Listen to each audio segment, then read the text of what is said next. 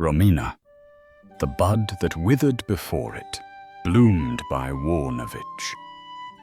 Like a mournful melody turning into rain, like a glance that blossoms in the crystal corner of a heart, like a bird's springtime building its nest on the dense branches of a lone tree in the wind, like the dance of violets beside a stream on the lush mountain slopes, like joy withering in the dark hands of sorrow, like jasmine buds trembling in the storm, like the sun setting in the amber glow of the horizon.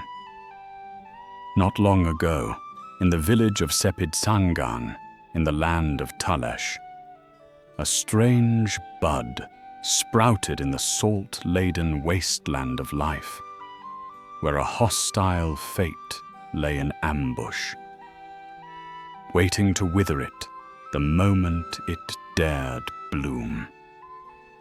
Her name was Romina, a 13-year-old girl who breathed in the air of a home stripped of affection, where neither love nor kindness had a place, where decayed traditions and deluded minds ruled supreme, and love, like clouds enslaved by the wind, was ever scattered beyond the faraway mountains, hidden from her innocent and yearning eyes.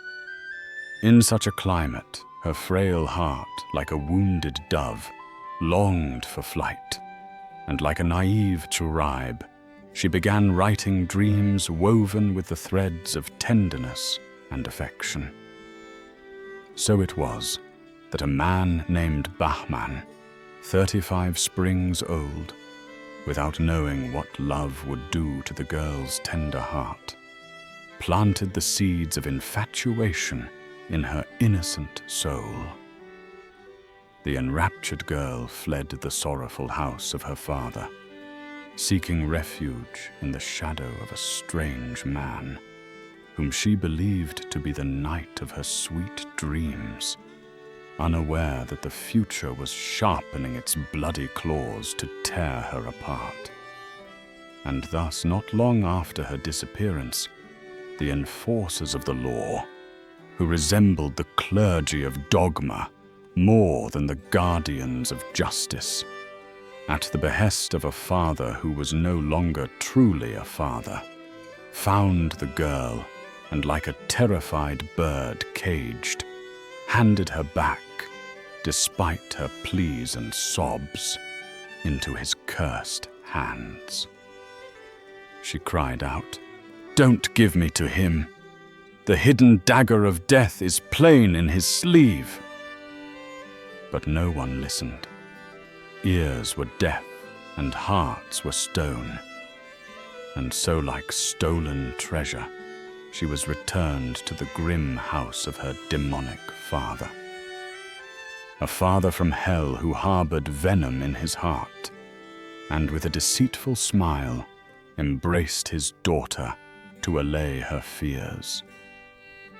Then, as the cursed night fell and darkness devoured the house, he cunningly locked her mother in a room, took a sickle, still smelling of the death of green plants, into his hands, and like a drunken demon, heartlessly and without mercy, he stepped into the girl's chamber, where she, perhaps dreaming, smiled in her sleep at a tomorrow that would never come.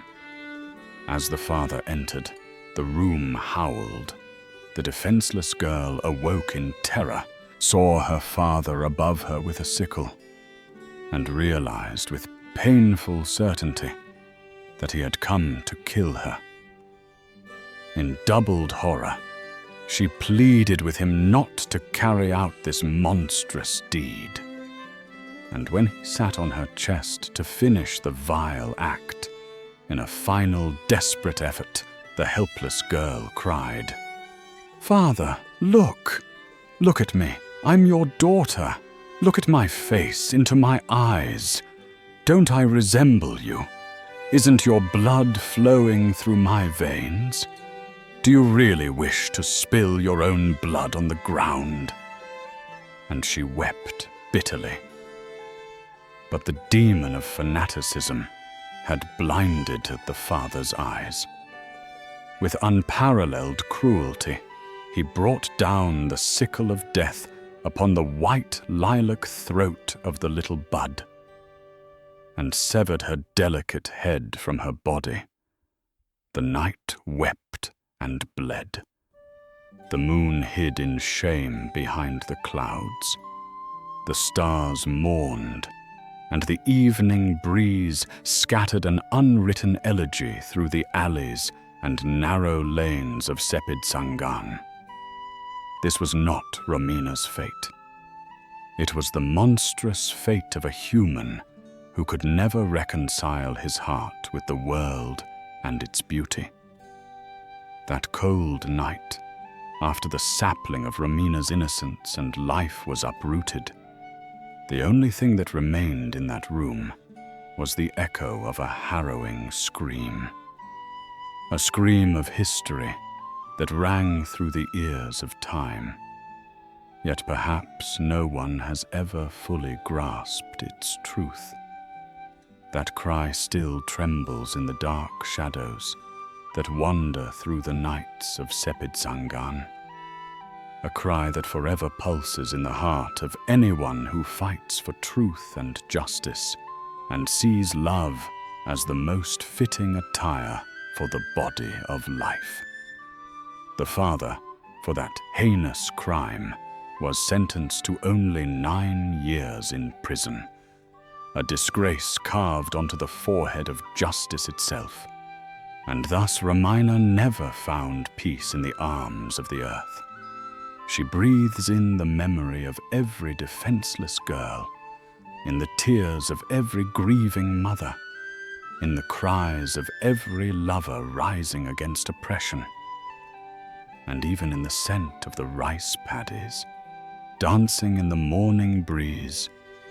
Her memory flows eternally, like a liquid perfume coursing through the clear veins of remembrance.